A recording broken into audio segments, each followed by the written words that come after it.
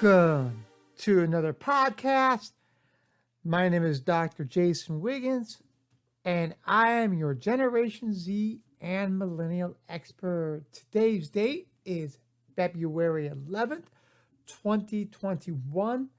I hope everybody is having a totally awesome day wherever you may be. Today was a very, very busy day. I was traveling all over Southern California, San Diego up to Redlands, San Bernardino, Yucaipa, Riverside, Murrieta, for any of those folks that are familiar with the Southern California community. Of course, it was a beautiful day. Traffic was very minimal.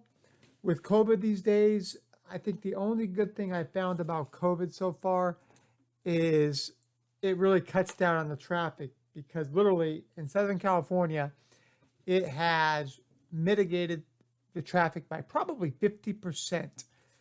So that is one aspect. I guess you could say if there was a positive at all with COVID, that would be it. Well, I want to thank everybody for your listenership, and it is always appreciated, and thank you so much. Today, I kind of alluded to it on yesterday's yesterday's show. But today we're going to talk about burnout, fatigue, when it relates to COVID. I know everybody's sick of COVID. Everybody's sick of the Zoom calls. We're coming up on a year anniversary of the first sign of COVID, which was in Washington State, right around this time, slightly after Mardi Gras. And hence, a year later, we are still here. Obviously, we're not one of the 500,000 plus that have perished in the United States. This COVID pandemic has been extremely sad, and it just shows how important life really is. But for those that survive and are still thriving, you may have been sick and have been, you overcame it, or you are in the process of getting your vaccine shots.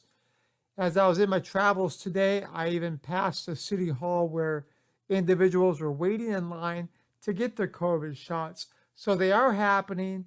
They are getting administered, and I think the current administration within the presidency has stated that they're doing, in the next 100 days, they want 1 million shots a day. So they're hoping to have 100 million people vaccinated within the next 100 days. So we will see. But today, as I talked about, it's COVID now has really taken the toll on people's lives. We have seen people depressed, have anxiety, have social burnout, have work burnout, because this is now taking the toll of everybody, not just a specific generation. It's taking hold of everyone. But when it comes to Gen Z and millennials, I think I've mentioned before, I think they've been the most impacted. And I think it's important to understand when it comes to burnout, and what is COVID burnout or fatigue. And ultimately, it's defined as the feelings of energy depletion or exhaustion, or increased mental distance from one's job, or feelings of negativity or cynicism related to one's job. And overall, it reduces our professional ability to be successful. Therefore, it is a very, very concerning issue. Burnout has been historically studied when it comes to workplace stress, and where employers are in a caring role, which would be somebody as a nurse, doctor.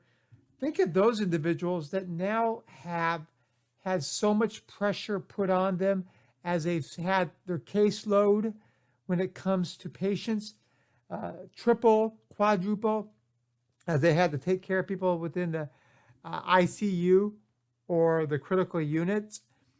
It has affected everybody. but people are becoming tired. People are tired in so many different ways. Think of the individuals in school, Gen Z still in school, and millennials in the workforce. Many people have either lost their job, their incomes have been reduced, they've lost family members, friends to this pandemic. And if you haven't been sick and you haven't lost your job, you may be going through anxiety or depression. And this is something that this is the product of long-term and chronic stress. COVID is extremely stressful, and there is no if and buts about it. It impacts everybody. I have family members that are just fed up, they're depressed, and it happens. It happens to the best of us, no matter how strong we are. Everybody is over 2020 and the beginning of 2021. I mean, everybody's feeling burned out. Think of the summers. We had all the brush fires, we had the pandemic, the new boundaries between life and work have collapsed as we needed to work, care, and relax at home, sometimes in the same room. Think about this. People are working from home, kids are learning from home, people have their home gyms inside the house because they can't go to the gym. It's brought a whole new meaning to working from home. COVID has accompanied by seemingly permanent state of angst. As we found ourselves, just curled up in a ball at times because we've lost our income, we've lost job security, and more than 2 million people have lost their lives to this pandemic. I mean, just think 2 million people have lost their lives due to this disease. It's not just the huge changes that we've experienced in our life. We've had to engage with those around us. COVID has caused divorces, suicides, increased alcohol consumption, increased drug usage, and so many different aspects that were not seen as, concerning back in 2019. I mean, look at the workplace culture. With everybody working from home, cultures have basically evaporated in the workforce. Sometimes people come to work just to have that difference of a routine. And now people are feeling insecure about the culture, about the workplace. They don't have the relationships with their bosses. So think about this. Your spouses, you may be staying at home with your spouse all the time. You guys may be having a lot of issues because of all the mental stress, the anxiety. And then you have the work relations, stress or lack thereof relations. You have friends you can't see. You have, every single thing that you can think of has been infected by the coronavirus.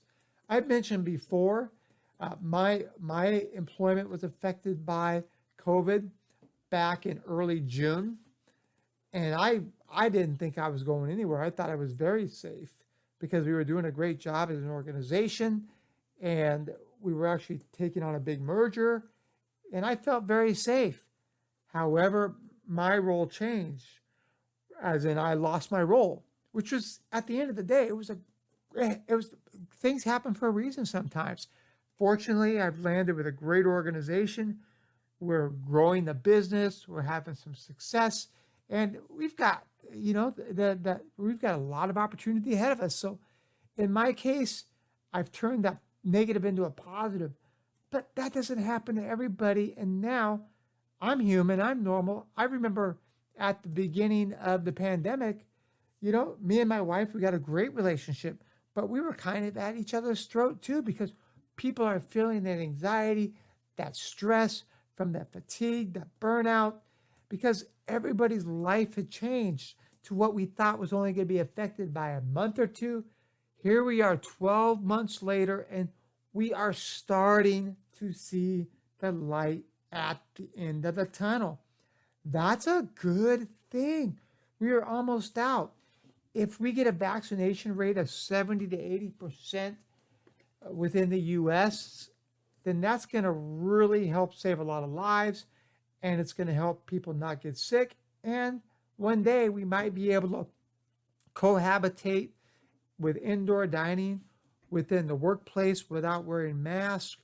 I mean, I'm still a big proponent of wearing a mask at work.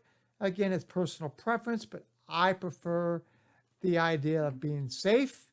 At least if anything, it's mentally. I feel good about it, but everybody has to make that choice. But I can't wait till one day where I don't have to wear the mask. If the sitter comes around about a little boy, I wear the mask then. It's just one of those things where now they're even talking about in the media that double masking is good. So, I mean, at some point you have to go, we need to get back to normal. And guess what? We are going to get there. It's just a matter of time. But we have to be patient. We have to keep fighting the good fight because we are going to be there sooner rather than later. It's just one of those things where as this COVID deepened, the fatigue deepened, the burnout deepened, and nobody is segregated from getting this mental stress, this anxiety. It's something that we have to deal with. But the best way to deal with the mental issues, the COVID burnout, the ultimate fatigue, is practice gratitude. Savor the good life. Look at all those memories on social media where it was 1 or 2 years ago, you were doing some great things, some fun things. We're going to get back there again. We're going to get back there sooner than you think. I mean, this pandemic has ultimately exasperated or complicated mental health issues for those who are already struggling. For those that were not struggling prior, are likely now struggling. As I mentioned before, all of the issues that occur from stress, depression have increased. If you're prone to depression or anxiety, then seek help sooner than later. Some of the situations that we experience are going to get better. It's just we have to have compassion. We have to have sensitivity. I know that Gen Z and millennials, one of the big issues they had in the workplace was 80% of them said that it didn't seem like the employer was concerned about their health and their mental health as well as their health within, not contracting the coronavirus. So that's one thing, is being sensitive, having compassion, and realize that you need to watch out for your loved ones. You need to watch out for your friends. If you see any concerns or any issues, reach out to them. See if you can help them. Try to make life as kosher as possible. I know a lot of kids are finally going back to school after almost a year of doing the distance learning. And that's another issue. Distance learning is not good for all kids. A lot of kids struggle with that. So we've lost a year of good, solid education when our teachers can't be in the classroom to teach. I look forward to what the next 6+ months will bring. Likely the vaccine will be available for anybody and everybody that wants to have it by then within the United States. Unfortunately, this vaccine across the world is likely going to be a lot slower unless you're one of the rich countries like the United States, like some countries in Europe or Asia. But other countries, unfortunately, are going to lag behind. But we're not going to get that 70 to 85% herd immunity across the world until everybody can get their hands on the vaccine. But again, as always, keep positive, be sensitive and compassionate to others. We're going to get through this. We're going to be stronger because of it. I believe in this important saying I heard when I was growing up. If it don't kill you, it'll make you stronger. And there's no pun intended, because the COVID has killed a lot of people. I've seen a lot of grandparents and parents and friends and family across social media of people that have stated these individuals have been lost to COVID. So it's a real deal, but we're going to get through it. We're going to get better. And ultimately, we're going to have continued success. So I want to thank everybody for your listenership. I appreciate it. I want everybody to keep being good health, mentally, physically, eat right, get enough sleep, and protect yourself.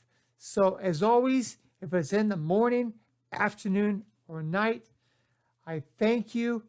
I wish you safety and happiness. So take care. We'll talk to you later. Bye-bye.